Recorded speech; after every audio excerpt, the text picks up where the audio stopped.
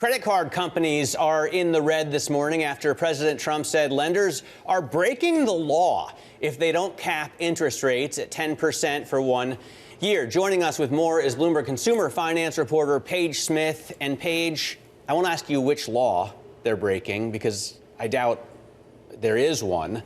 But are they going to be cowed into lowering interest rates?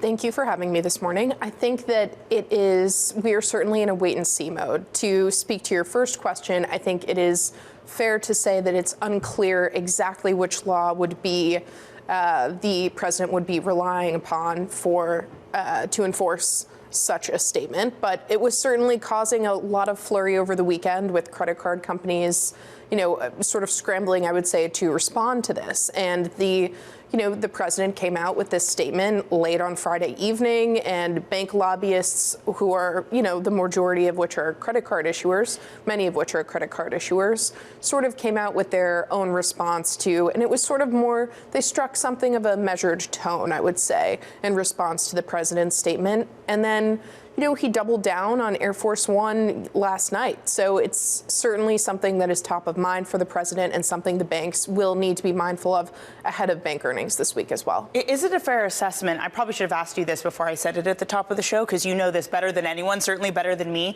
But if there is a cap, all it means is that the credit card companies can't price risk, so they don't take on that risk. And it means less credit available to less people. That's at least what analysts are saying at this moment in time. If this is something that is enforced, if it is something that actually comes to be. As of now, all we have are these statements from the president. And back to Matt's question, in terms of how this will actually be enforced, is still quite unclear.